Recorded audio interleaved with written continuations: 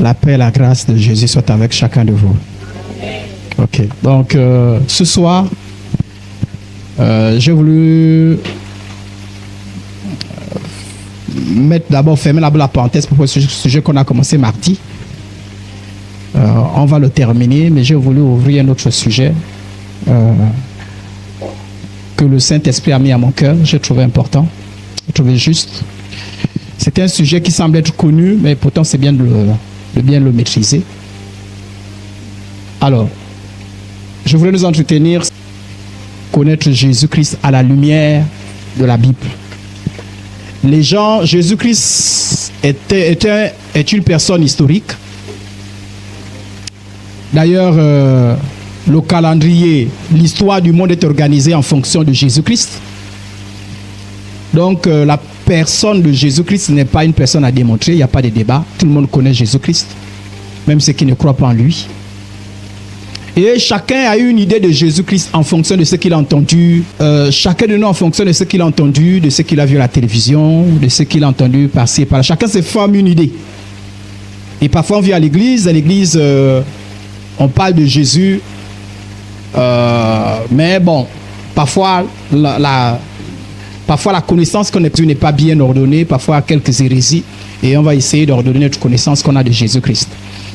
Marc 8, 27. Jésus s'en alla avec ses disciples dans les villages de Césarée de Philippe et il leur posa en chemin cette question.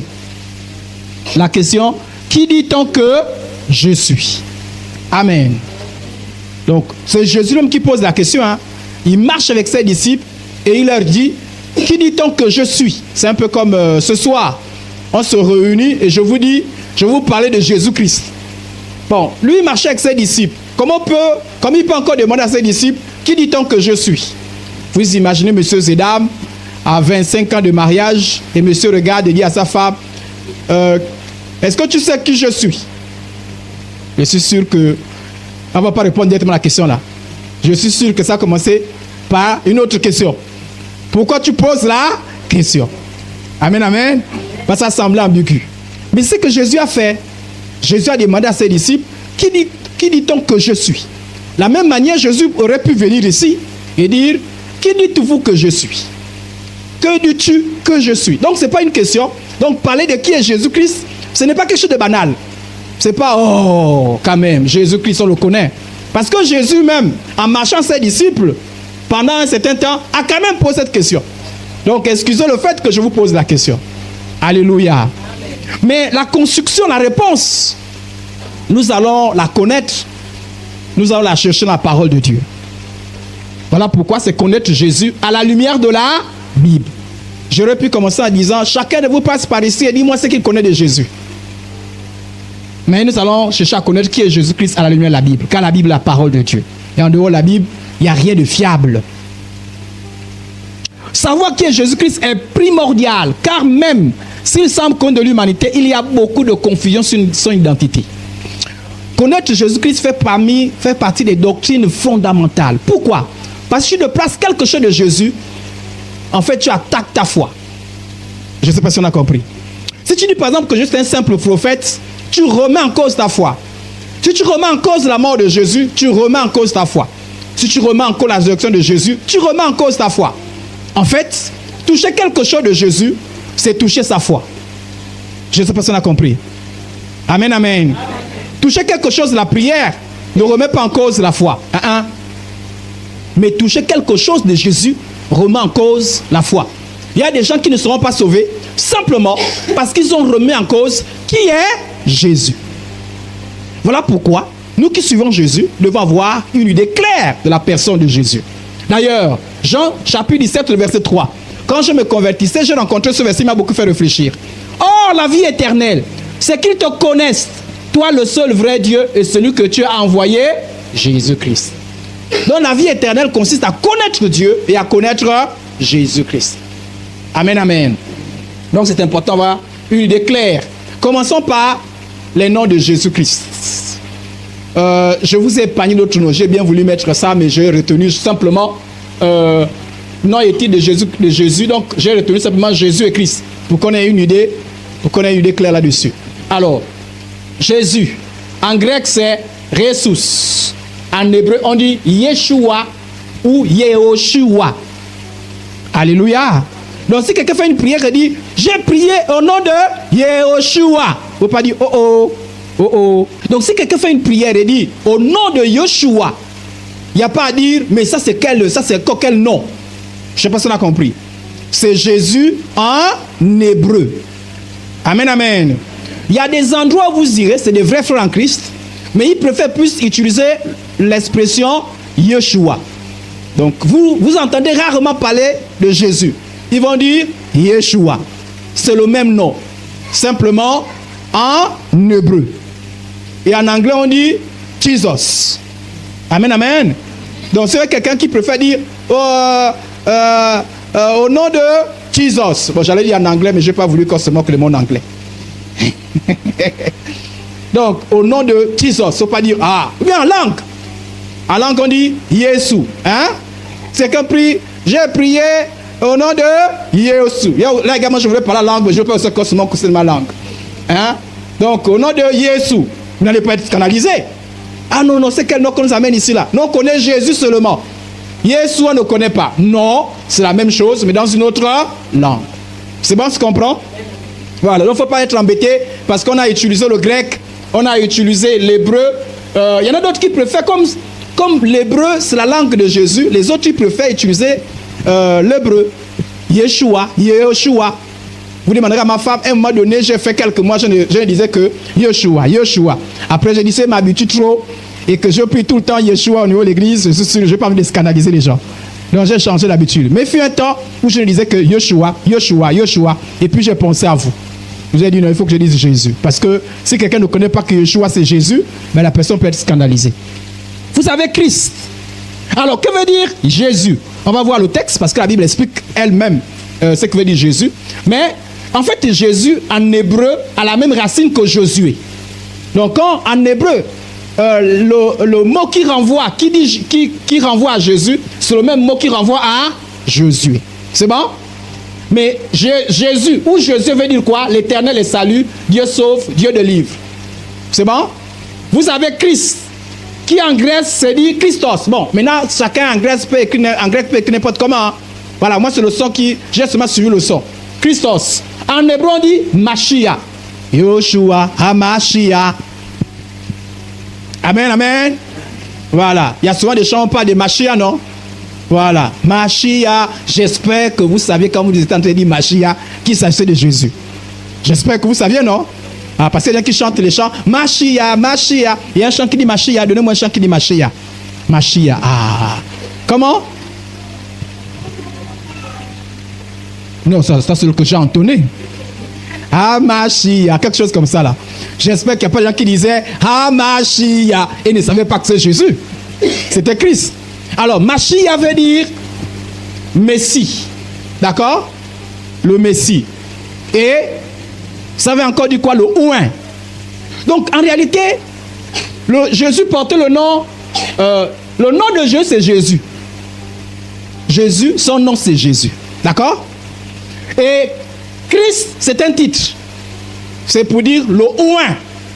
Pourquoi? Parce qu'à l'époque de Jésus, il n'était pas le seul à porter le nom de Jésus.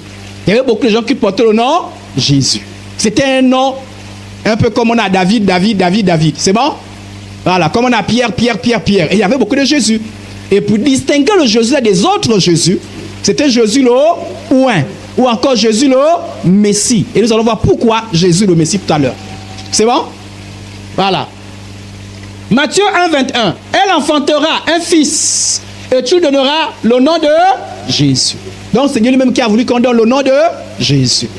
C'est lui qui sauvera son peuple de ses péchés. En fait, ici là c'est la définition de Jésus.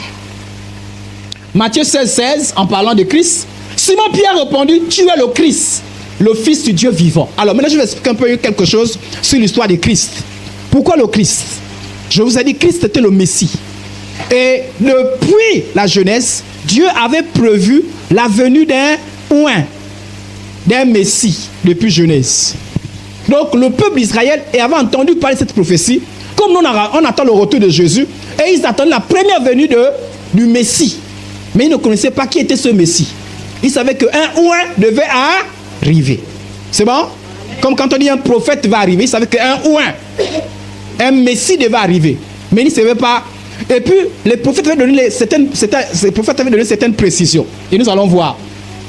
Il importe de savoir que la venue au monde de Jésus, la première venue de Jésus au monde, était annoncée depuis des milliers d'années. La dernière fois, je vous ai dit, attention au retour de Jésus. La même manière qu'on a annoncé le retour de Jésus, sa première venue avait également été annoncée. Certains ont cru, d'autres n'ont pas cru. Voilà. Voilà pourquoi quand il est venu pour la première fois, d'autres l'ont reconnu et d'autres pas. Dès la chute de nos premiers parents, dès l'apparition du mal sur la terre, de la souffrance et la mort, Dieu promit qu'il serait un libérateur, la postérité de la femme. Je n'ai pas voulu mettre le texte parce que vous le connaissez. Jean 7, 42, ça c'est le texte qui parle. Ce texte-là dit que tout ce qui concerne Jésus avait été annoncé. L'Écriture ne dit-elle pas que c'est de la postérité de David et du village de Bethléem où était David que le Christ doit venir. Donc on avait annoncé longtemps avant que Jésus devait être la postérité de David. C'est-à-dire que si on fait sa lignée, on fait son arbre généalogique, cet arbre-là devait le conduire jusqu'à David. Et il devait naître où? Dans le village de Bethléem. Amen. Et tous ces textes-là, quand vous allez lire ces textes-là, je n'ai pas voulu à cause du temps, vous allez lire ça, c'est les prophéties qui parlaient. Ces textes ont été écrits avant l'arrivée de Jésus. Et Jésus est arrivé pour accomplir ces textes-là. Je vous ai pris un de ces textes. Ésaïe, et le livre d'Ésaïe, le livre d'Ésaïe est appelé livre messianique. Parce que c'est un livre qui annonçait, c'est comme un peu l'Apocalypse. Pour nous, c'est l'Apocalypse qui annonce le retour de Jésus, qui parle de ce qui va se passer. Mais Ésaïe annonçait le retour de Jésus. Par exemple, il y a une prophétie d'Ésaïe, avant que Jésus-Christ arrive, Ésaïe 7, 14, c'est pourquoi le Seigneur lui-même vous donnera un signe. Voici la jeune fille deviendra enceinte. Elle enfantera un fils et elle donnera le nom de Manuel. Donc Ésaïe dit qu'une vierge va avoir un enfant. Et certains croyaient et d'autres ne croyaient pas. Mais comment depuis quand une vierge a eu un enfant?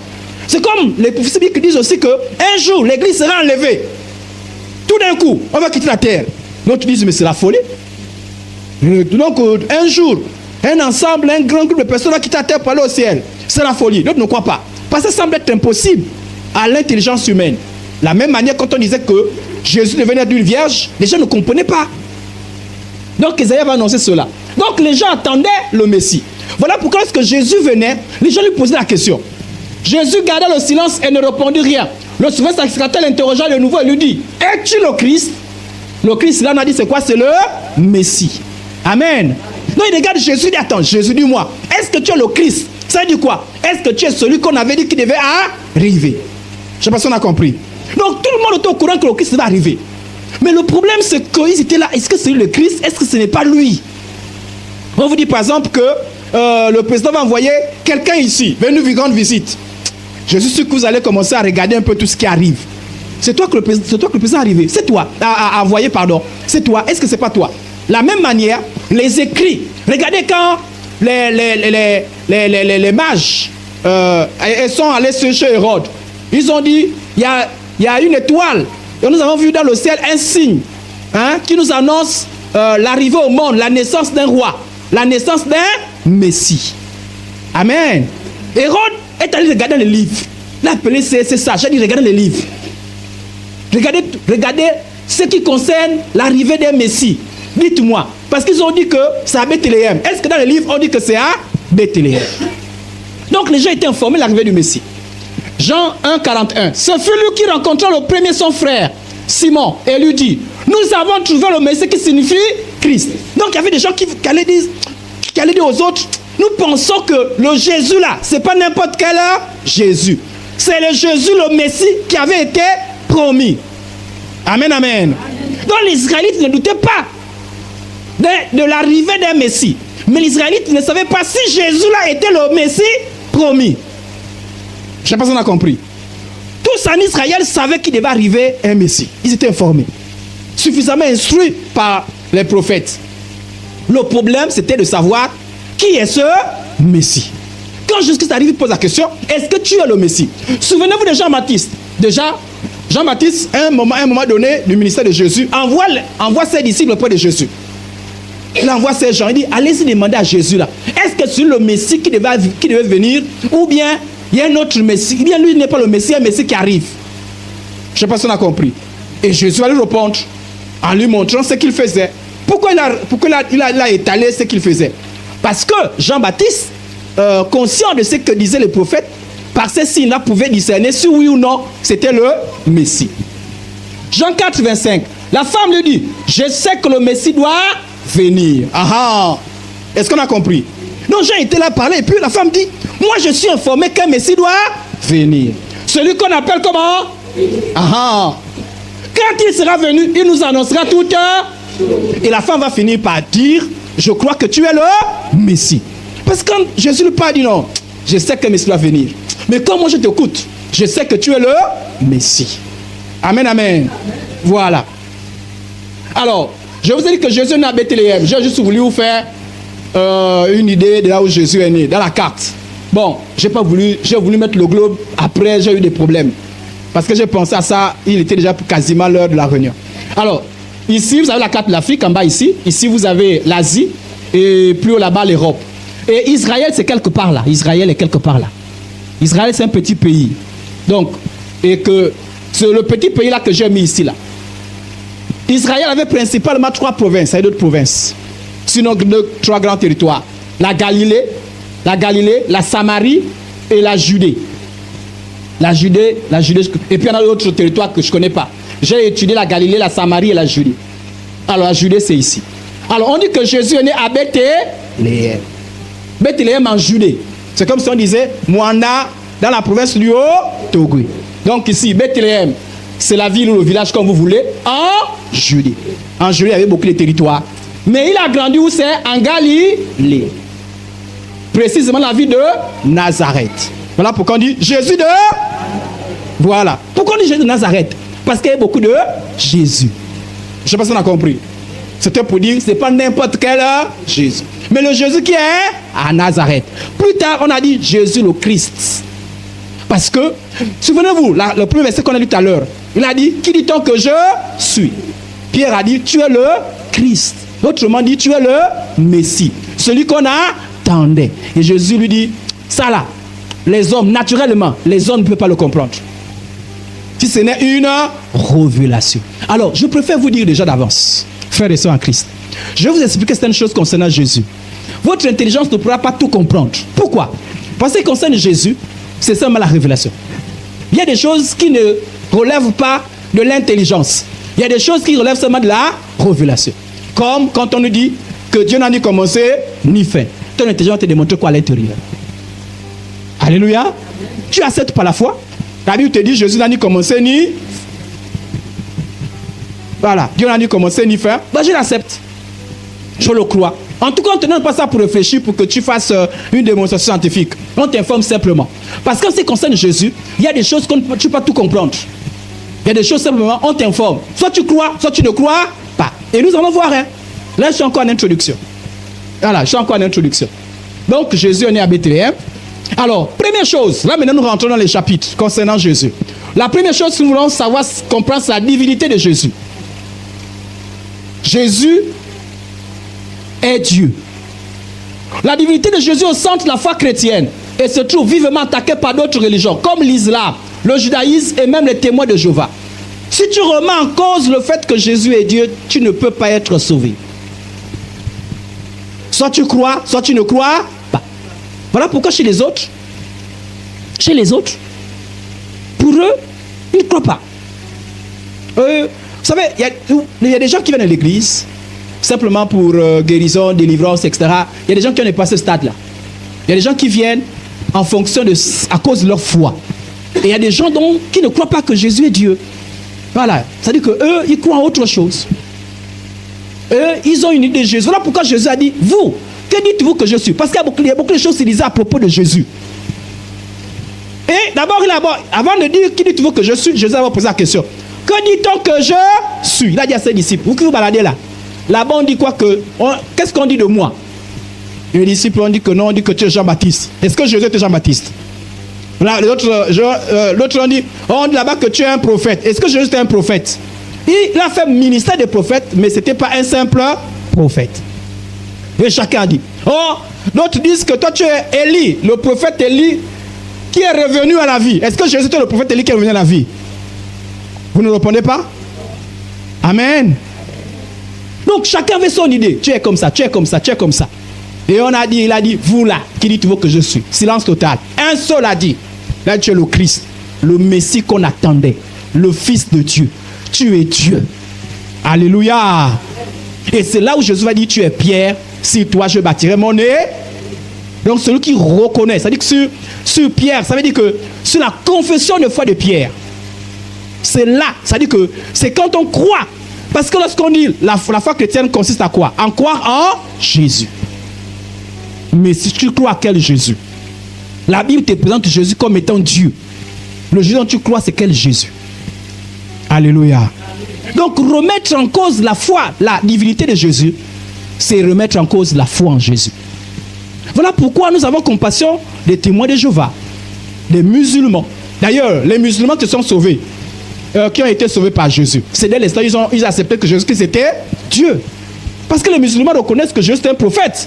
D'ailleurs, ils disent des bonnes choses sur Jésus, hein, que c'était un bon prophète, il était gentil, faisait des miracles, il était juste. Mais quand tu as dit qu'il est Dieu, hein, Kali, Jésus n'est pas Dieu. Et c'est là le problème. Quiconque renie la divinité de Jésus, mais tue sa foi. Tu ne peux pas croire en Jésus et croire que Jésus n'est pas Dieu. La Bible dit que Jésus est Dieu. Soit tu l'acceptes, soit tu le rejettes. Mais la Bible a compassion de nous. La Bible essaie de nous expliquer un peu certaines choses pour nous aider. Mais peut-être qu'on ne comprendra pas tout. Alors, pourquoi on dit que Dieu est Dieu? Mais on dit que Dieu, parce qu'il a des attributs que personne d'autre n'a. Par exemple, Dieu est omnipotent, il est tout puissant. Dieu est omniscient, il connaît toutes choses. Nous, on connaît les choses, mais on ne connaît pas toutes choses. Les anges connaissent les choses, mais ne connaissent pas toutes choses. Dieu est omniprésent, il est présent à l'instant T, partout à la fois. Et il n'a ni commencé ni fin. Alors, si on dit que Jésus est Dieu, ça dit que tout cela se retrouve également chez Jésus. Amen, amen. Ainsi, la Bible nous montre, par exemple, que Jésus est omniscient. Par exemple, je vous ai dit la dernière fois que même les anges ne connaissent pas les pensées des hommes.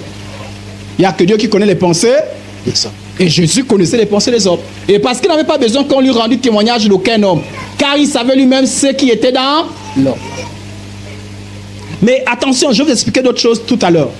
On va doucement, doucement. Jésus est tout puissant. Sa toute puissance n'est pas à démontrer. Il y en a beaucoup de textes qui parlent de sa toute puissance. Jésus est omniprésent. Souvenez-vous. Souvenez-vous. Il ne faut pas confondre le ministère terrestre de Jésus avec la glorification de Jésus. Jésus aujourd'hui est glorifié. Je vais expliquer ça tout à l'heure. Car Jésus a dit, car là où deux ou trois sont assemblés à mon nom, je suis au milieu. Jésus est au milieu de nous. C'est à l'instant même, au moment où je parle, ceux qui sont assemblés à Libreville, Jésus est là-bas. Ceux qui sont assemblés en Chine, Jésus est là-bas. Alléluia. Donc Jésus est présent au même moment. Il a dit, partout où vous serez assemblés à mon nom, je serai présent. Il n'a pas dit, bon, je vais choisir. Je vais d'abord, bon, ceux qui crient le plus fort, je vais chez eux. Non, Jésus est omniprésent. Et il a dit, je suis avec vous tous les jours jusqu'à la fin du monde. Avec tous les disciples, hein, pas avec quelques-uns, tous les disciples. En plus, Jésus a la vie en lui-même. Il ne dépend d'aucune créature pour sa vie et son existence. Toi et moi, on a la vie parce que Dieu nous a donné la vie. On est d'accord? Personne n'a la vie par lui-même. C'est-à-dire que ce n'est pas toi-même qui décide de ta vie. Si tu décides de ta vie, ça veut dire que tu peux décider même pas mourir ou de mourir. Or, Jésus a dit, je vais mourir et je vais revenir à la vie. Je ne sais pas s'il y a quelqu'un qui est capable de dire, pas dire non, Dieu va me... Non, Dieu, je n'ai pas besoin de toi. Moi-même, je décide de ma vie, je ne meurs plus. Ou bien, je vais mourir et je ressuscite moi-même. Impossible. Alléluia. Or, Jésus avait la vie en lui-même. C'est-à-dire qu'il est lui-même la source de la vie. Il ne dépend de personne. Or, les anges dépendent de Dieu. C'est Dieu qui a créé les anges. Les hommes dépendent de Dieu. Jésus avait la vie en lui-même. Voilà pourquoi il a dit, comme le Père a la vie en lui-même, il a dit le Père a la vie en... Vous voyez, non? Il dit, ainsi, il a donné au Fils d'avoir la vie en... Il dit, tel que le Père a la vie en lui-même. Le Père, sa vie ne dépend de personne. Moi aussi, me voyez là. La vie, j'ai la vie à moi-même. Amen. Ok. Plusieurs textes affirment encore la divinité de Jésus. On lit ces quelques textes-là. Titre 2:13. En attendant la bienheureuse espérance à la manifestation de la gloire du grand Dieu et de notre Sauveur Jésus. On attend quoi? On parle du retour de Jésus. Hein. On attend la manifestation du grand Dieu. On dit du grand et on dit qui est ce grand Dieu-là. Et de notre Sauveur. En fait, le E là, ça dit que en même temps, notre grand Dieu est notre Sauveur.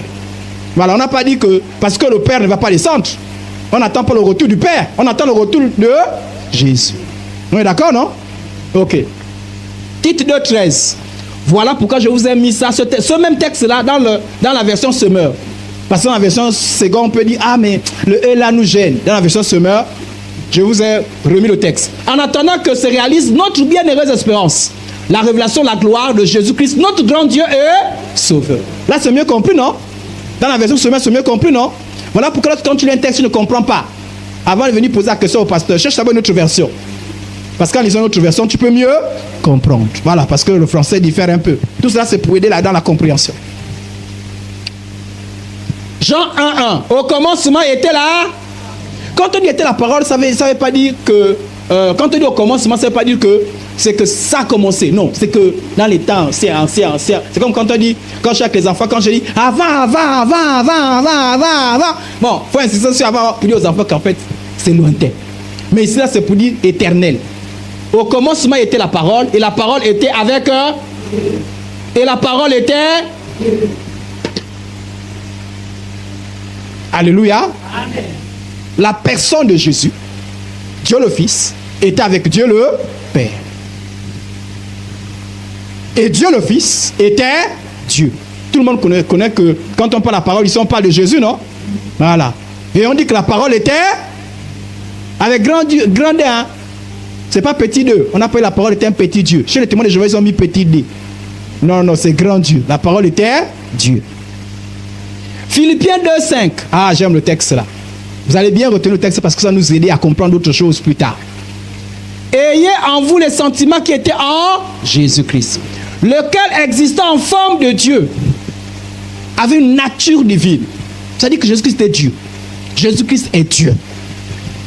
N'a point regardé comme une proie arrachée d'être égal avec on dit que Jésus-Christ a été égal avec autrement dit, Jésus-Christ est l'égal de Dieu le Père. Vous le savez, non? Vous savez que il y a une égalité entre le Père, le Fils et le Saint. Voilà. Il y a ce qu'on appelle la subordination. C'est quoi la subordination?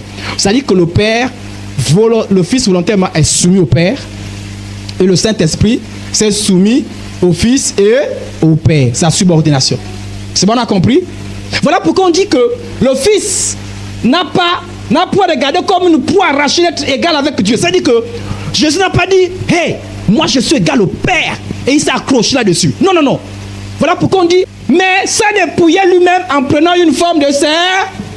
C'est-à-dire qu'il a accepté de se rabaisser. Il a accepté de s'humilier. Et pourtant, c'était l'égal du Père. C'est bon, on comprend? Amen. C'est-à-dire qu'on a bien précisé, c'était l'égal du Père. Mais il ne s'est pas accroché dessus. Et pourtant, il s'est humilié. Il s'est rabaissé. Il s'est dépouillé en prenant une forme humaine. Une forme de serviteur. En devenant semblable aux hommes. On va parler de ça tout à l'heure. Ayant paru comme un simple. Et pourtant, c'était l'égal du. Amen. Et il s'est humilié, lui. S'est rendu obéissant jusqu'à là. Même jusqu'à la mort de là. C'est pourquoi il a souverainement et il lui a donné le nom qui est au-dessus de tout. Enfin qu'au nom de Jésus, tout genou dans les cieux et sur la et sous la et que tout le monde confesse que Jésus-Christ est Seigneur à la gloire de Dieu. Il s'est tellement humilié que le Père a dit non, moi je t'élève. Voilà pourquoi Jésus quand il dit si vous ceux qui s'abaissent seront élevés. Parce que Jésus nous connaît le principe là. Mais ceux qui s'élèvent d'eux-mêmes seront rabaissés. Donc, ce texte-là confirme que Jésus-Christ est Dieu. Il y a un autre texte. 8 jours après, les disciples de Jésus étaient de nouveau dans la maison. Ça, c'est après la résurrection. Et Thomas se trouvait avec eux. Jésus vint, les portes étant fermées, se présenta au milieu d'eux et dit, la paix soit avec vous. Ça veut dire quoi? Jésus-Christ a dit quoi? Le mot que Jésus-Christ a dit. Oh, Jésus-Christ a dit quoi c'est? Jésus-Christ a dit, voilà. Et on a traduit ça, la paix soit avec eux. Voilà. C'est de là qu'on tire shalom. Puis il dit à Thomas, avance ici ton doigt. Parce que Thomas était parmi ceux qui ont douté la résurrection de Jésus. Et regarde mes mains, avance aussi ta main. Et mets-la dans mon côté. Et ne sois pas incrédule. Voilà pourquoi quand on dit que tu es comme Thomas, ça veut dire que tu es crédule. Parce que Thomas, il aimait trop douter. Thomas, il avait du mal à croire. J'espère qu'il n'y a pas de chrétiens comme ça ici, là. Dès que Jésus-Christ dit, on va aller ressusciter Lazare, il dit, on va aller mourir. Thomas avait trop de problèmes. Il avait des problèmes à croire, Thomas. Et pendant que tous les autres ont cru, il était parmi le dernier à ne pas croire. Jésus-Christ a dit, bon, il te faut les preuves. Ah, vraiment, toi là, vraiment, il te faut les preuves. Avance ici. Mais, regarde, l'homme m'a cloué. Regarde, m'a cloué ici. Regarde, on m'a mis la lance ici. Viens toucher. Et quand il a mis la main, quand il a touché, regardez ce qu'il a dit. Thomas lui répondit, mon Seigneur. Il a cru, il a dit, oh, mon Seigneur et mon Dieu. Voilà pourquoi Jésus a dit, c'est la suite qui dit, heureux ceux qui ont cru sans avoir vu. Parce que Jésus avait dit, je vais ressusciter. Bon, maintenant qu'il est là, il doute. Il faut qu'il ait encore les preuves. Jésus dit, mais les autres ont cru simplement parce que j'avais parlé, ils ont cru. Toi, tu as d'abord douté, pourquoi? Amen. Bon, les témoins de Jéhovah, ils ont protesté, ils ont dit, oh, quand Thomas dit que mon Seigneur, mon Dieu, c'est comme quand il dit, oh, mon Dieu. Comment ça? Parce qu'ils sont dans la lutte, ils ne veulent pas reconnaître la divinité de Jésus. Colossiens 2:9. Car en lui habite corporellement. Comment? Dans son corps. Toute la plénitude de la... Est-ce qu'on a dit que Jésus-Christ est un peu Dieu? Est-ce qu'on a dit Jésus-Christ est un petit Dieu? On dit toute la plénitude de la... Toute la plénitude de la vie. Jésus n'est pas la moitié de Dieu. Jésus n'est pas un petit Dieu. Jésus est pleinement Dieu. Même quand il était sur la terre, voilà pourquoi on dit corporel. Ça vient de corps. Il avait la divinité. Amen. Hébreux 1, 8, 10. Mais il a dit au Fils. On a dit à qui? C'est le Père qui parle. Hein. Il a parlé à Jésus. N'est-ce pas? Écoutez comment le Père parle à Jésus. Bon, si toi l'homme, tu as un autre langage. Jésus a un autre langage. Même le Père l'appelle comment? On va voir comment le Père l'appelle. On dit, ton trône, qui parle? Le Père, non? Qui parle? Mais pourquoi timide? Attends, d'abord. Mais il a dit au Fils. C'est le Père qui parle, d'accord? Ton trône, même le Père l'appelle. Même le Père l'appelle éternel. L'appelle Dieu. Non, c'est toi l'homme là. Parce que tu n'arrives pas à comprendre comment se fait-il. Tu dis non, Jésus-Christ n'est pas Dieu. Jésus-Christ est Dieu. Le sceptre de ton règne est un sceptre d'équité. Tu as aimé la justice et tu as haï l'iniquité. C'est pourquoi, oh Dieu, ton Dieu. Ah, vraiment, même le Père a du mal. Il dit, oh Dieu, ton Dieu. Parce que Jésus-Christ appelle le Père son. Comprenez, non? Il dit, oh Dieu, ton, ta, ouin. Ouin, c'est quoi? On a dit, c'est quoi? Ouin, c'est quoi? Ah, allons-y, il ne faut pas oublier. On a dit, c'est quoi? Christ. Ou encore le? Amen. Voilà. Ton Dieu t'a ouin. Voilà pourquoi on disait Jésus-Christ. Jésus le ouin. Ou encore le Messie. Machia. Amen. D'une huile de joie au-dessus de tes égaux.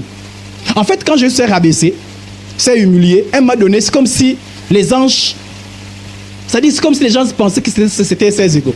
Et après, il s'est rabaissé jusqu'au niveau des hommes. Et certains hommes pensaient que c'était l'égaux. En temps, ils ne savaient pas que là, c'était le Fils de Dieu. Alléluia. Ok. Et encore, toi, Seigneur, tu as au commencement fondé la terre. Il dit, le Père continue à pas dire au commencement, qui a fondé la terre? Le Fils était ça dit que le Père, le Fils et le Saint-Esprit ont tous fondé la terre. Il n'y a pas que le Père. Amen. Voilà. Donc quand on dit qui a créé la terre, quelqu'un dit Jésus. C'est pas faux. Alléluia. Et les cieux sont l'ouvrage de terre. Amen, amen. Donc Jésus-Christ est créé. Ok, gloire à Dieu, tes bons élèves. Voici la Vierge sera enceinte, elle enfantera un fils et tu donneras le nom de...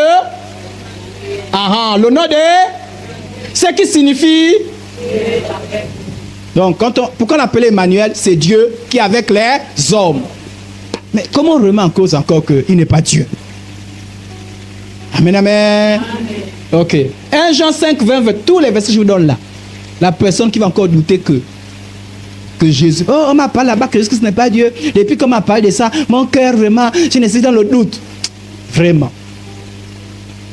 Nous savons aussi que le Fils de Dieu est venu et qui nous a donné l'intelligence pour connaître le véritable. Et nous sommes en son Fils Jésus-Christ. C'est lui qui est véritable et la vie est... On a dit au Dieu véritable, non? Amen, amen. Est-ce qu'on a encore besoin de preuves encore? Toutes ces preuves-là, tous ces... Un mois de je disais, mais tous les versets-là, on fait quoi avec ça?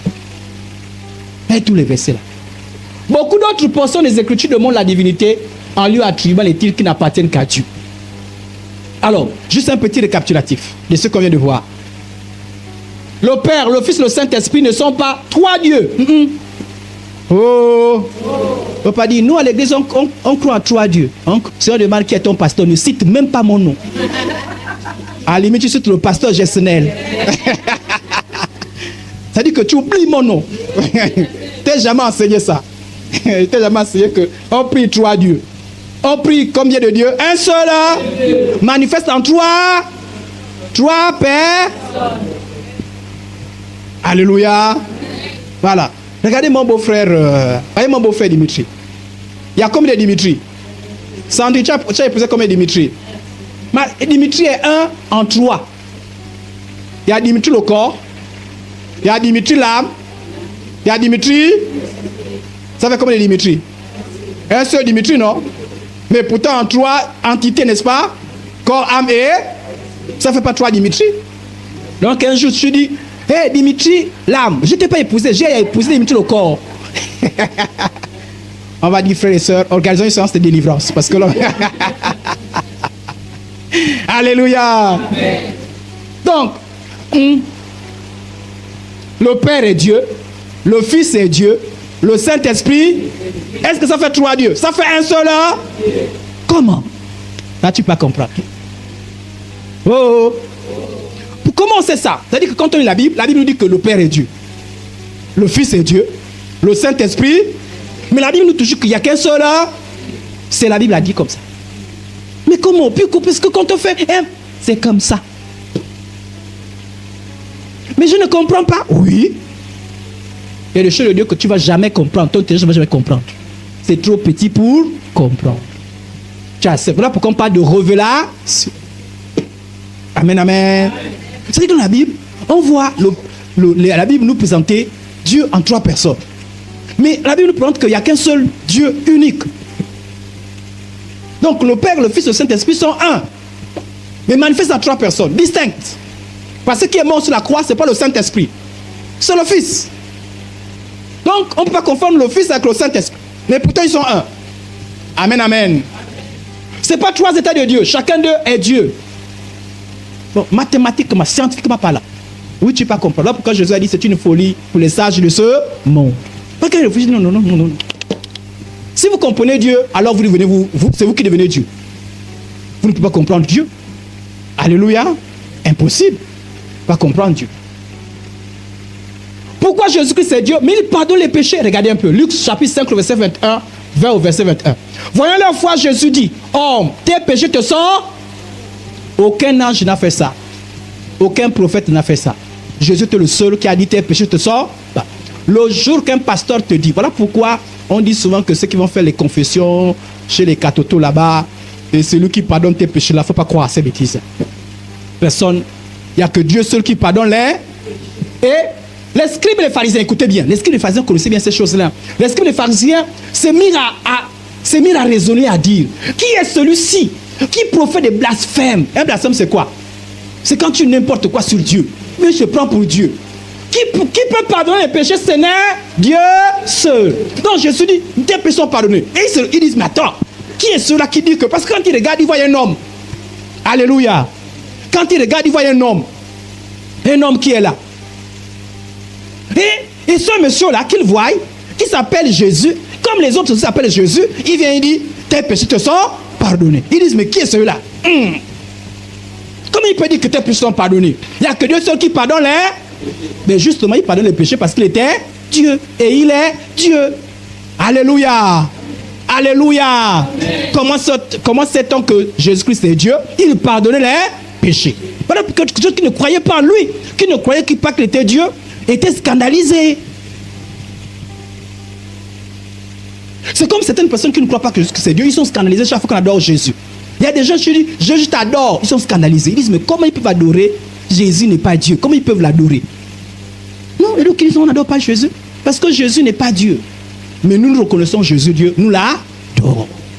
Amen, amen. Les Juifs lui répondirent, Jean 10, 33, ce n'est point pour une bonne œuvre que nous te lapidons. Pourquoi on a lapidé Jésus? Parmi les choses qui ont fait qu'on a crucifié Jésus, je vous donne l'une des raisons pour lesquelles on a crucifié Jésus. Et les Juifs vont répondre à Jésus. Les Juifs répondirent, ce n'est pas pour une bonne œuvre que nous te lapidons, mais pour un blasphème. On a accusé Jésus de quoi? Et quel est le blasphème? Parce que toi, qui es un homme, il voyait Jésus comme un simple. Tu te fais. Pourquoi? Parce que quand il parle, il dit, je te pardonne. Il dit, moi, le Père, nous sommes un. Je suis le Fils de Dieu. Ils disent, mais toi, qui es-tu? Ils ont dit, non. Toi, tu ne te connais. Ton père, c'est Joseph. Ta mère, c'est Marie. Ils l'ont lapidé. C'est bon, on comprend? Donc, il y a beaucoup de preuves dans la Bible qui prouvent que Jésus-Christ est. Amen, amen. Alors, c'est bon, on peut passer à notre chapitre. Vous avez bien compris?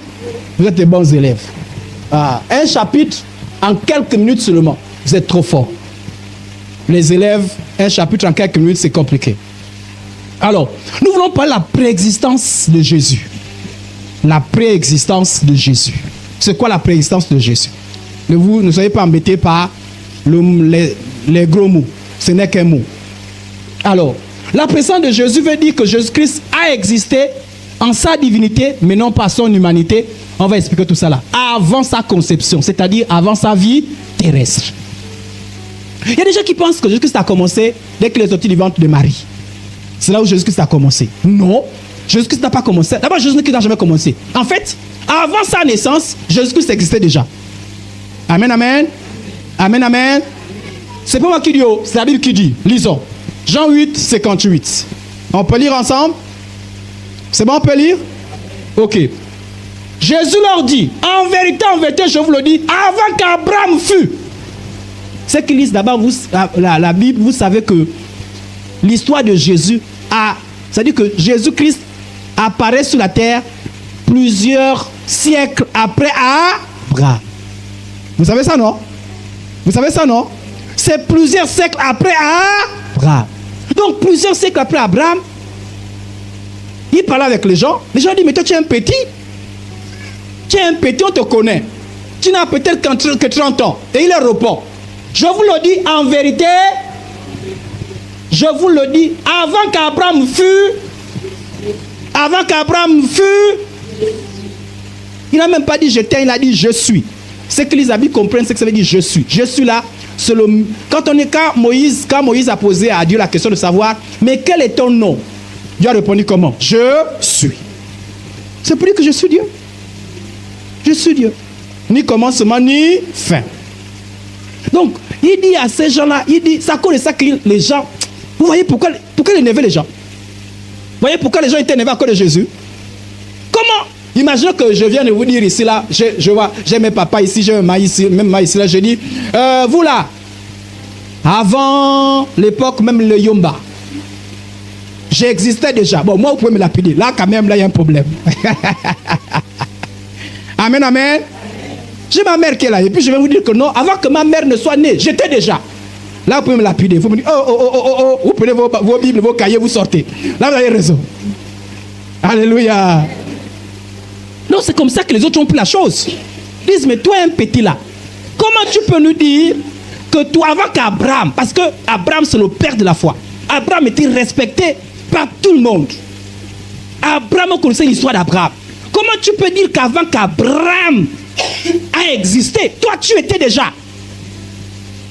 Abraham est mort depuis Kala. Toi tu dis que avant qu'Abraham, toi le petit convoi là.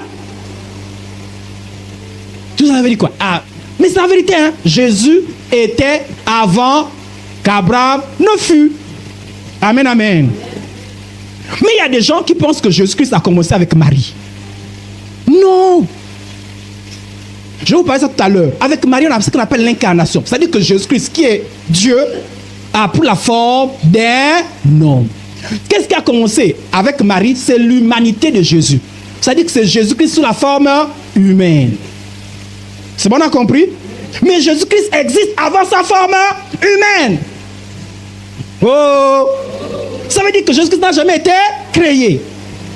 C'est bon, on a compris? Il ne faut pas dire que non, Jésus-Christ a été créé quand il est né. Non. Non. Jésus-Christ est incarné. On va parler de l'incarnation tout à l'heure. Il est rentré dans le ventre de Marie. Et il a pris la forme d'un bébé. Il a grandi.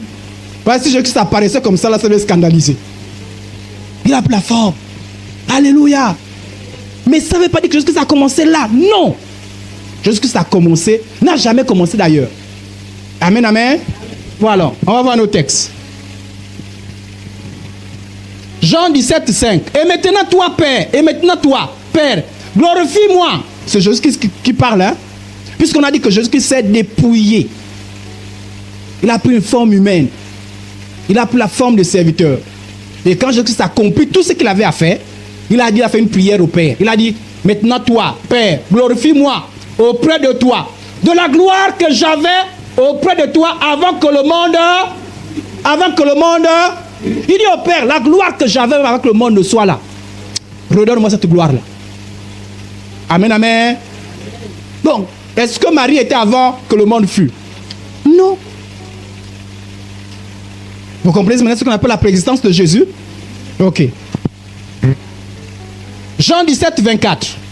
Père, je veux que là où je suis, ce que tu m'as donné soit aussi avec moi. Afin qu'il voie ma gloire. La gloire que tu m'as donnée. Parce que tu m'avais aimé avant la fondation du... Avant la fondation du... Non, Jésus-Christ n'a pas commencé avec Marie. Jésus-Christ est avant les anges. Jésus-Christ est avant l'éternité. En fait, et je parle comme ça, c'est la manière des hommes pour que vous essayez de comprendre. Mais en fait, Jésus-Christ n'a jamais commencé. Il est Dieu. Amen, amen. Voilà pourquoi il ne faut jamais comparer Jésus-Christ avec Satan. Satan a un commencement. Et Satan, c'est une simple créature. Et d'ailleurs, qui a créé Satan? C'est Jésus. Amen. Satan s'est seulement rebellé. Mais il y a des gens qui, quand ils ont dit que... il y a des gens qui... Non, voilà pourquoi. Il ne faut pas comprendre les choses de païens. Oh, Dieu avait deux fils. Dieu a deux fils. Le premier fils, c'est Jésus. L'autre fils, c'est Satan. Et Satan, c'est le grand frère. Oh bon, Satan, c'est un fils un peu rebelle et il se bat avec Jésus pour savoir qui est le plus aimé de Dieu. Et tu vois un chrétien qui est là. Oui, attention. Son grand frère Satan, qui est un pasteur. Idriss n'est pas à l'intérieur. Tu oublies mon nom. Je t'ai jamais enseigné ça. Bon, le jour que le pasteur va venir prendre le micro, il va dire, vous aussi, enlevez mon nom. Amen, amen. Ok. Et d'ailleurs, quand Jean-Baptiste a vu Jésus, il a dit, voici l'agneau du monde qui ôte le péché. Voici l'agneau de Dieu qui ôte le péché du... Et on dit de Jésus que c'est l'agneau qui a été préparé avant la fondation. Bon, je vais vous dire quelque chose. J'espère que vous allez le comprendre. En fait, quand Dieu a créé l'homme et la femme, Dieu savait qu'ils devaient pécher. Oh! Voilà pourquoi avant même qu'il les crée, il a préparé l'agneau. Il y a ce qu'on appelle la présence de Dieu. Amen. Voilà. Mais ce n'est pas lui qui a fait en sorte que les hommes pêchent. Mais il connaissait. Donc en fait, Jésus a été préparé comme l'agneau avant même que le monde ne soit créé. Bon, toi tu dis que Jésus a commencé avec Marie. Mais pourquoi dit-on encore qu'il a été préparé avant la fondation du monde? Donc, faut pas raconter des choses comme ça. Amen, amen. Jésus existe avant toute chose, avant toute création, avant les anges, avant les hommes, avant l'univers. Et on va lire. Colossiens 1,17. Il est avant toute. Jésus-Christ avant Marie, avant Satan, avant les démons, avant les anges, avant l'univers, avant le soleil. Donc Jésus n'est pas comparable. Amen, amen. Jésus a œuvré à la création de l'univers. Je vais dire ça tout à l'heure. Jésus n'a pas de commencement. Voilà. Jésus n'a pas de commencement. Alors, nous allons parler maintenant de l'incarnation de Jésus. 3e chapitre, je vais être trop fort. C'est bon, parler? Vous avez compris le 2e chapitre? Quelqu'un a compris la présence de Jésus? C'est bon? Amen, amen. Ok. Alors, je vais parler de l'incarnation de Jésus. Voilà aussi un chapitre important. Le mot incarnation est un terme théologique, donc qui ne se trouve pas dans la Bible. Donc vous ne verrez pas jamais. Vous ne verrez jamais. Romains chapitre 2, verset 4. L'incarnation de Jésus, tu ne verras jamais ça dans la Bible. Comme le mot Trinité, comme le mot Lucifer. Même le mot Bible ne se trouve pas dans la... Vous savez ça, non? Oh! Donc si quelqu'un veut jouer avec toi, te dit, la Bible n'est pas biblique. Ça veut dire que le mot Bible ne se trouve pas dans la Bible, ça veut dire simplement Biblia, donc bibliothèque. C'est pour dire que le livre que vous voyez là, c'est beaucoup de livres. Et... C'est bon? Voilà. Donc c'est juste des expressions. Comme le mot enlèvement de l'église, ça ne se trouve pas. Non pas d'enlever l'église, mais enlèvement, l'expression enlèvement l'église ne se trouve pas. Mais la réalité y est.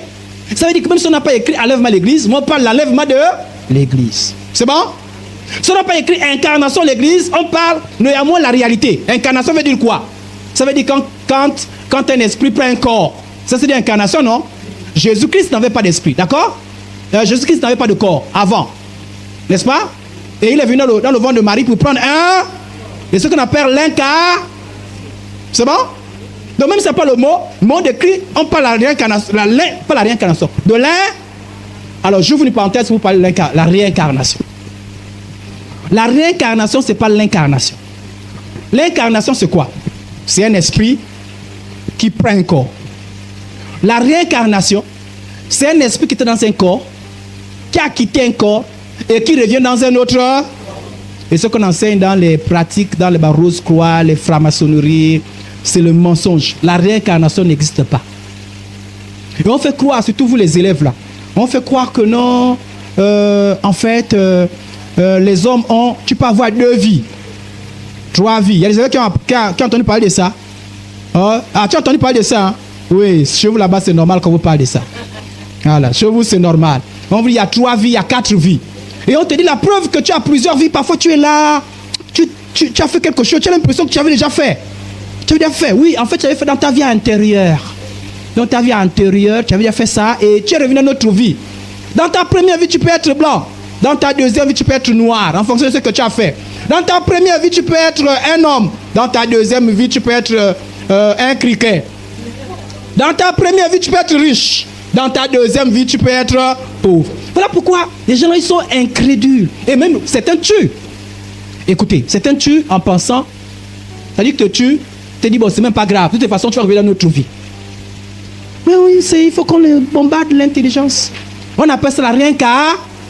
Il y en a d'autres qui disent non, en fait les hommes vont se réincarner jusqu'à devenir des êtres parfaits, des divinités. Ah, c'est les bêtises. C'est le mensonge. C'est une doctrine démoniaque. La Bible parle de l'incarnation de Jésus. Et la Bible parle de la résurrection. Il ne faut pas confondre la résurrection avec l'incarnation. L'incarnation, tu reviens dans un autre corps. La résurrection, ce n'est pas comme ça. Par contre, la Bible parle de l'incarnation de Jésus. Jésus qui a pris un corps humain. Amen, amen. Voilà. La dernière fois que j'ai enseigné sur les anges, je vous ai dit que les anges et même les démons peuvent parfois se matérialiser, prendre un corps juste pour un temps, après ils reprennent leur forme initiale. Ce n'est pas le cas de Jésus. Jésus a pris le corps et ce corps-là, je vous informe, puisque ne savent pas, le corps de Jésus va rester avec lui éternellement. Donc éternellement Jésus est Dieu. Éternellement Jésus est homme. Il a été Dieu d'éternité à l'éternité. C'est-à-dire qu'avant l'éternité, il a toujours été Dieu. Mais il n'a pas toujours été homme. Homme, c'est une condition qu'une condition nouvelle qui s'est ajoutée à sa condition de Dieu. C'est bon? C'est bon? On essaie de comprendre? Amen? Jésus n'a pas toujours été homme. Oh! Jésus n'a pas toujours été homme. Jésus a toujours été Dieu. Mais il a pris une forme humaine. Justement, quand il s'est incarné, quand il est venu dans le ventre de Marie. Voilà pourquoi Jésus n'a pas besoin du Père. Oh! On a dit à Jésus, on a dit à Marie, un fils vous est donné. Un enfant est né, un fils vous est donné. C'est-à-dire qu'on vous a donné le fils là. Ce n'est pas ce qu'il avait créé. Ce n'est pas vous qui n'est pas venu à cause de papa et maman. On l'a déposé dans le ventre. Voilà pourquoi c'est par le miracle du Saint-Esprit. Jésus s'est incarné. Amen, amen. Mais on a vu, au niveau de la préexistence, la préexistence, que ce n'est pas là que Jésus-Christ a commencé. Amen. Donc voilà pourquoi il ne faut jamais dire, oh Marie, mère. Mère de Jésus, ça passe encore. Mais pas mère. Dieu n'a pas là. Oh. Donc laissez ceux qui disent mère de Dieu là dire leurs histoires. Dieu n'a pas là. Voilà. En fait, comme disait quelqu'un, je vais essayer de vous expliquer ça comme ça. En fait, Marie est la mère du corps de Jésus. Mais dans sa condition divine, Marie n'est pas là. Amen, amen. Marie a eu seulement la grâce de porter Jésus, comme une mère porteuse. Vous avez entendu parler de mère porteuse, non? Voilà. Maintenant, il y a des moments où il y a les mamans, qu'on a mis le bébé dans le ventre, qui disent, hey, c'est mon enfant. Parfois, les bagarres comme ça, là. J'ai porté ce mot. Non, ce n'est pas ton enfant. Tu es seulement la mère porteuse. C'est comme Marie. Marie était une mère porteuse. C'est le Fils de Dieu qu'on a mis dans le ventre. On l'a choisi. Ça aurait pu être une autre personne. Voilà pourquoi on l'a dit, une grâce t'a été donnée. Amen. Et on l'a béni parce qu'elle a accepté cette grâce. Et il faut respecter Marie à ce titre. Oh, voilà, il faut respecter Marie. Dieu l'a bénie et elle est respectable. Mais le fait de respecter Marie ne revient pas à prier Marie. On respecte Marie, mais on ne prie pas Marie. On respecte Moïse, mais on ne prie pas. On respecte Abraham, mais on ne prie pas. Prie pas, non. Amen, amen. Donc, l'incarnation de Jésus, c'est Jésus qui... Écoutez bien l'incarnation là. Je vous dis le chapitre là qui ne comprend pas. Quand je suis à l'école là, 0. Je mets 0 au devoir. Vous devez avoir 10 sur 10, tout un chacun. Alors, l'incarnation de Jésus. Jésus a pris un corps, comme toi et moi. Amen, amen. Il avait faim. On va voir ça tout à l'heure. Il avait, c'est comme toi et moi. Sauf le corps de Jésus n'avait pas le péché. Oh, le corps. Tous ceux qui naissent avec le péché dans le corps déjà. Tous ceux qui naissent, la nature que nous avons là, c'est une nature pécheresse. Voilà pourquoi on ne t'apprend pas à mentir. On ne t'apprend pas à voler. On ne t'apprend pas à tricher. On ne t'apprend pas à bouder. C'est là. C'est-à-dire tu es là. C'est-à-dire que parfois on dit, mais l'enfant là, qui a pris le vol? Personne n'a pris le vol. C'est vrai que l'entourage peut l'exciter à plus faire le mal.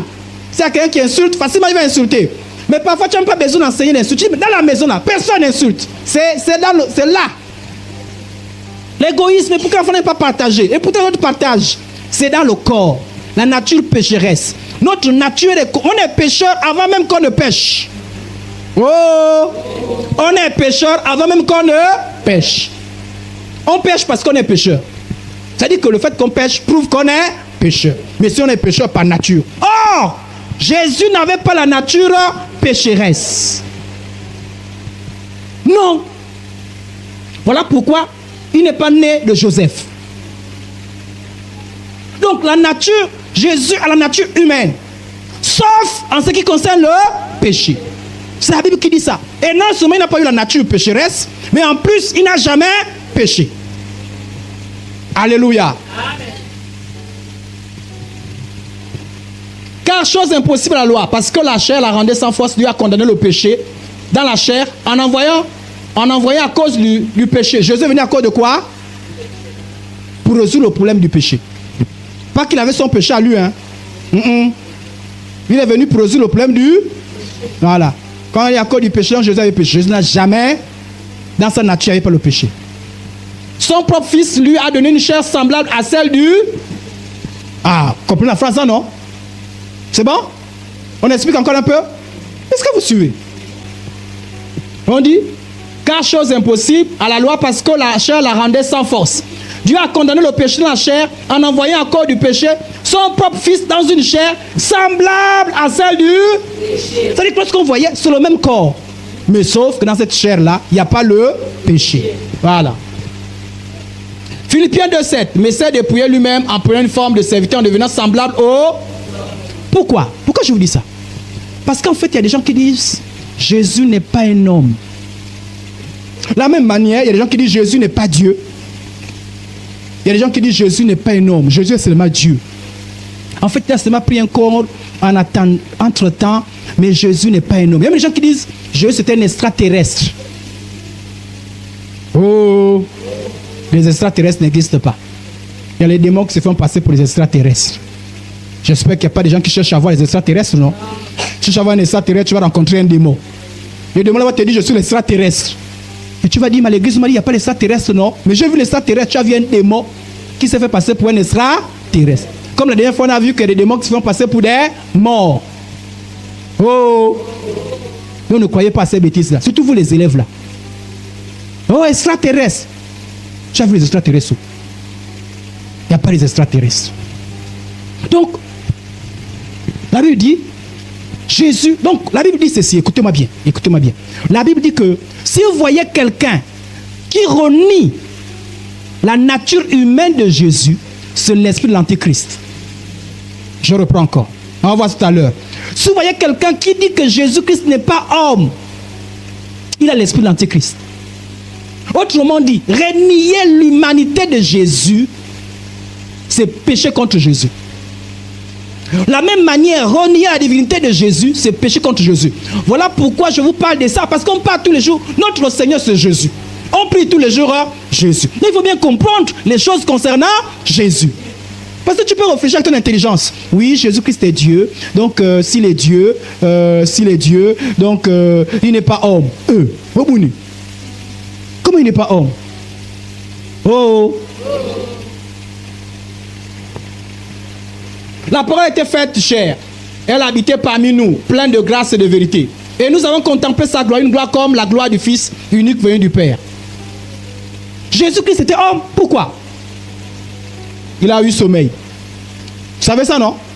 Quand il était dans la barque, il dormait, non? Même il y avait le vent. Hein? Ah, c'est sûr qu'il était un peu fatigué. Hein? Le vent s'ouvre, tout le monde crie. Oh, Jésus va mourir. Le gars, il dort paisiblement. Il a fallu que quelqu'un le réveille. Oh, Jésus! On est en train de périr. Bon, il y a des gens qui pensent que les pasteurs ne doivent pas dormir. Le pasteur, oui, il dort. Ah, même les pasteurs dorment. Il n'a pas dormi, il est toujours en train de prier la Bible. Bon, donc le pasteur ne fait que prier la Bible. Toi, tu fais quoi? Il y a des gens qui donnent toujours les attributs au pasteur, mais eux-mêmes rien. Ce que fait le pasteur, toi aussi, tu dois faire aussi. Jésus a besoin de la nourriture. Il avait parfois besoin de manger. Il transpirait aussi. Vous savez ça, non? Il saignait aussi. Vous savez ça, non? Un jour, sa sueur s'est transformée en sang. Est-ce qu'un esprit saigne? Un esprit ne saigne pas. Il avait aussi des émotions. Parfois, il avait la joie. Parfois, il était triste. Parfois, il était en colère. Vous vous souvenez quand il est venu chicoter Jean au temple, non? Bon, j'imagine que le pasteur Justin le fâché un jour. J'espère que vous allez le supporter. Hein? Ah, et de moi, le pasteur s'est fâché. Hein? Vous savez ça, non? Ah, c'est là où on voit si l'église est mature. Non, à partir d'aujourd'hui, le pasteur, il a parlé. Il a dit, vous là, je ne fais pas le péché dans cette église-là. Il m'a parlé, il m'a bien regardé, il m'a regardé. Nos yeux sont regardés. Dès qu'il m'a regardé, j'ai dit, à partir d'aujourd'hui, je ne vais plus dans cette église-là. Tu es immature. Ton patron te blâme, tu ne quittes pas le travail. Ton professeur te blâme, tu ne quittes pas le travail. Ton mari te blâme, tu ne quittes pas le mariage. Mais quand c'est ton pasteur, tu quittes l'église. Rebouni. Oh! Bon, j'espère qu'il n'y a pas quelqu'un qui est en train de dire, parce heureusement que tu parles de ça, parce que moi je l'ai compté. Hein. J'avais dit la 7e fois. J'étais déjà à 6 fois. J'attendais la 7e fois. Toi qui étais dit à 6 fois là, annule ça. Au nom de Jésus. Amen, amen. Amen. Voilà. L'incarnation de Jésus n'a pas altéré ni annulé sa divinité. Ah, là, c'est quelque chose qu'il faut faire. Pendant que Jésus était sur terre, il n'a pas cessé d'être Dieu. Oh. C'est-à-dire le fait que Jésus soit devenu homme, il n'a pas cessé d'être Dieu. Comment ça? Sœur, frère, ton intelligence ne peut pas comprendre ça. Non, mais qui est Jésus? Il est homme ou il est Dieu? Question. Qui est Jésus? Il est homme, il est Dieu. Quelle est la réponse? Oui, sœur. Donc il n'est pas homme. Non, attendez, il y a quelqu'un qui a levé le doigt. Il est, tu as dit quoi? Il est Dieu. Donc il n'est pas homme. Donc tu es à l'école. À l'école, il n'y a pas de faute. C'est après l'école que si tu fais encore la faute, là on peut te punir. Qui dit le contraire? Oui. Il ne fallait pas avoir levé le doigt. Peut-être tu es cacique. Si je te trompe là. Les caciques lèvent toujours le doigt en dernière position. Vas-y, madame Akita. Les deux. Donc il est mi-homme, mi-dieu. Ah, amen. C'est là où les gens ne comprennent pas. Il est totalement Dieu, totalement. Les démons n'aiment pas ça. Les démons n'aiment pas attendre ça. D'ailleurs, je vous ai dit une fois que si vous êtes en cours d'une délivrance et un esprit vous dit que je suis le Saint-Esprit, demandez-lui de reconnaître simplement est-ce que Jésus est pleinement Dieu et pleinement homme. S'il est incapable de reconnaître ça, c'est que c'est un démon. Est-ce qu'on a compris? Parce qu'il n'aime pas reconnaître ça. Ainsi, Jésus-Christ est devenu par l'incarnation une personne divine pour vous donner une nature. Jésus a combien de natures? La nature divine et la nature humaine. La nature humaine est venue après. Hein? D'accord? Ok. Donc Jésus-Christ est à la fois homme et Dieu. Pleinement homme et pleinement. Il est vrai Dieu et vrai. Donc c'est pas bon, il est homme. Non, il est vrai homme et vrai. Et de toute éternité, il sera pleinement Dieu et pleinement homme. Il existe et agit désormais doté de nature, afin d'œuvrer et de produire les effets courants au propre chacune d'elles. Regardez, 2 Corinthiens 5, 21. Celui qui n'a point connu le péché, on dit comment? Jésus n'a pas connu le, en ce sens qu'il n'a pas, et sa nature n'était pas pécheresse aussi. Voilà pourquoi on dit, il ne faut pas toujours la prière. Oh Jésus, on dit Jésus s'est fait pécher. On n'a pas dit Jésus s'est fait pécheur. Oh, oh Jésus s'est fait pécheur pour nous. Oh, oh, oh, oh, oh, oh, oh, oh. Mabouni. Jésus ne s'est pas fait pécheur. Jésus s'est fait péché. C'est-à-dire qu'il a porté le péché. Mais il n'est pas devenu pécheur. C'est bon, on a compris?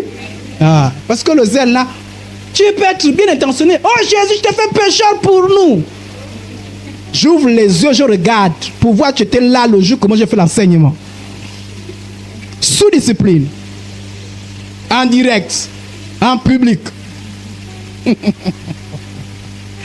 Amen, amen. Bon, pour les nouveaux, on comprend. Mais toi qui es cacique, non. Jésus s'est fait pécher. Il a porté le péché. C'est-à-dire quand Jésus le voyait, Dieu le Père le voyait, il voyait le péché. Mais il n'a pas péché. Il y en a d'autres qui disent, oui, mais pourquoi il s'est fait baptiser? Le baptême des gens, c'est le baptême de repentance. Il s'est fait baptiser par identification. Mais pas à cause de ses propres péchés. Amen, amen. Ok. Alors, une petite parenthèse. Oh, Jésus s'est marié. Oh. Sa femme, c'était Marie Madeleine. Oh. Marie de Magdala. Hein. L'autre Marie Madeleine, Marie de Magdala. Jésus ne s'est jamais marié. J'ai même suivi un documentaire, on dit les enfants de Jésus. Les enfants des enfants de Jésus, on les a retrouvés dans une partie de l'Europe. C'était un mystère caché depuis des siècles. Et toi, tu es là chrétien. Oh, vraiment. Oh, on m'a caché ça à l'église.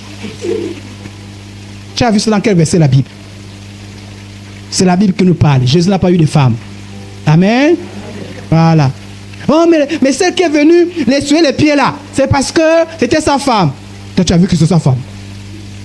Parce qu'elle a essuyé les pieds. Et toi qui es à l'église qui dit des choses comme ça. Hein? Mais nos détracteurs, ils racontent n'importe quoi. C'est normal, ils sont contre Jésus. Toi qui es à l'église, tu dois connaître des choses exactes sur la personne de Jésus. Or, vous le savez, Jésus est apparu pour ôter les péchés. Il est apparu pour ôter le péché. Et il n'y a point de péché en... Il n'y a point en lui de sa nature, il n'y a pas de péché. Et il n'a jamais péché. C'est bon? Donc, ce que je voulais, c'est pas moi qui dis, hein, ce sont les versets bibliques. La Bible dit qu'il n'y a pas de péché en lui. Mon frère, ma soeur, on te dit qu'il n'a pas, sa nature n'a pas de péché. Toi, tu vas pour raisonner. Ah, tous les hommes sont des pécheurs. Là, Jésus était pécheur. Mais on te dit qu'en lui, il n'y avait pas de péché. Il est né par le miracle du Saint-Esprit. Il n'est pas né pareil que toi et moi. Amen, amen. 2 Jean chapitre 1, le verset 7. Car plusieurs séducteurs, on les appelle comment? Les sont entrés dans le monde. Qui, donc, c'est que les séducteurs sont entrés dans le monde là, qui ne confessent point que Jésus-Christ est venu en... Donc les séducteurs n'ont pas confessé que Jésus-Christ est venu en... Donc vous pouvez croire que non, ils sont spirituels, ils sont en train de dire que Jésus-Christ c'est Dieu. C'est-à-dire que, donc ils ont une haute spiritualité. Mais ils ne veulent pas reconnaître que Jésus-Christ c'est homme. Non, la Bible dit que si tu renies l'humanité de Jésus, tu es un esprit séducteur. Tu es un esprit l'antichrist. La Bible n'aime pas ça. La Bible a dit que Jésus-Christ c'est pleinement Dieu, Jésus-Christ c'est pleinement homme. Donc tu crois. Si tu ne crois pas, tu es l'esprit séducteur. Amen, amen. Tout à l'heure, je vous... Bon, peut-être on n'aura pas le temps aujourd'hui, mais en fait, si vous reniez ça, il y a beaucoup de choses dans votre foi. Même les guérisons et délivrances, vous détruisez ça. Parce que la guérison et la délivrance, c'est parce que Jésus a pris un corps humain. Regardez, je vais vous prendre un exemple. Peut-être je vais prendre le temps de vous démontrer ça. Regardez, par exemple, on dit, sans effusion de sang, il n'y a point de pardon de Jésus-Christ, Dieu. Le sang ne veut couler comment? Si tu n'as pas pris un corps, le sang ne veut couler comment? Donc toi tu viens dire que non, Jésus-Christ c'est Dieu, donc il n'était pas homme, il était seulement comme un ange, et puis c'était pas... Toi tu ne sais pas qu'en disant ça, tu es en train d'annuler le sang qui par lequel tes péchés sont pardonnés. Par les médecins, Jésus on est guéri. Est-ce que tu ne sais pas que tu as attaqué le sang par lequel on est guéri? C'est que parfois on dit des choses qu'on ne comprend pas. Voilà pourquoi on doit enseigner. Voilà pourquoi Jésus dit, la Bible dit qu'un esprit qui vient remettre en cause la nature humaine de Jésus, c'est l'esprit de l'antichrist. Ne pensez pas que non, c'est un esprit gentil. Non, il est hautement spirituel. Il dit que Jésus c'est seulement Dieu. Mais homme là, non. Jésus était tellement trop saint. Il peut pas. C'était un simple homme. Et puis Dieu est venu en lui. Et puis nous, et puis on te parle comme ça, même pas un verset biblique. Et tu crois à ça. Mais je sais que désormais, vous ne croirez pas à ces bêtises. Et vous-même, quand quelqu'un dira ça, vous savez qu'il faut partir de lui. Il faut partir de lui. Parce qu'on a dit que c'est l'esprit, c'est... Ça dit que la personne a un esprit, un démon. Un démon. Tu sais que ça c'est un démon qui est en train de parler. Ne reste pas à côté d'un démon. La Bible, c'est la Bible, non? Il ne faut pas m'accuser. Il ne faut pas dire, le pasteur nous avait dit. La Bible, moi je te prêche la Bible. Ce n'est pas moi qui ai écrit ça. On dit, car plusieurs séducteurs sont entrés dans le monde, qui ne confessent pas que Jésus est venu en chair. Celui qui est tel, c'est le séducteur et l'anti. Et la Bible dit que les esprits antichrist sont en train d'agir maintenant. L'antichrist lui-même, en tant que personne, n'est pas encore arrivé. Mais les démons qui agissent en tant qu'antichrist. Donc parfois, ils possèdent les gens. Ne croyez pas à ces bêtises. Reconnaissez à ceci, l'Esprit de Dieu. Tout esprit qui confesse Jésus-Christ est venu en chair et tout esprit qui ne confesse pas Jésus-Christ n'est pas de Dieu. C'est celui de l'antichrist. Donc vous avez appris la venue et qui maintenant est déjà dans le... Voilà. Son esprit agit déjà, possède les gens. Voilà pourquoi, ne vous étonnez pas. Voilà pourquoi je vais vous enseigner dessus. Parce qu'il y a beaucoup, vous allez voir beaucoup de doctrines qui vont venir attaquer Jésus. Vous savez qu'il y a même gens qui font une délivrance sans le nom de Jésus, non? Au nom des anges, au nom d'autres personnes, à leur propre nom. On dit n'importe quoi sur Jésus. On dit des bêtises sur Jésus. D'autres disent qu'ils ont découvert le groupe sanguin de Jésus. Ils ont découvert l'habit de Jésus. D'autres, ils ont découvert beaucoup de choses sur Jésus. Comme je vous ai dit qu'il y en a d'autres qui ont découvert les enfants de Jésus. Des bêtises. Si tu ne connais pas bien Jésus, on va te mettre le poison dans la tête. Un peu, un peu, un peu. Or, si on de tout Jésus, ton Seigneur et ton Sauveur, si on t'enlève quelque chose, tu es en faux vis-à-vis de Jésus. Voilà pourquoi le chrétien doit connaître Jésus. Amen, amen. Parce que je vais toujours te poser la question. Je vais toujours te poser la question. Qui dis-tu que je suis? Parce que c'est important. Jésus n'accepte jamais qu'on remet en cause son identité. Et les démons savent ça. Oh, je suis un simple prophète. C'est un extraterrestre. Non, il y en a d'autres qui disent que je suis l'ange Michael. Non, juste un Michael. On t'a dit que je suis Michael. Michael, c'est un simple ange. Tu vas rabaisser Jésus à Michael. Michael pardonne le péché. Michael accepte l'adoration. Non. Allez, ça, on verra ça prochainement. Est-ce qu'il y a une question? Mais ces 3 leçons, je vais vous expliquer le but de l'incarnation. Donc, le tout, c'est d'avoir des idées fixes sur Jésus. C'est très important, frères et sœurs en Christ. Ne puisez pas vos idées sur Christ par-ci, par-là. C'est important de savoir qui est Jésus. Quel est son ministère? Quelle est sa nature? Quelle est son identité? Et de comprendre qu'il y a beaucoup de choses, des bêtises qu'on dit sur Jésus qui ne sont pas vraies. C'est important de le savoir.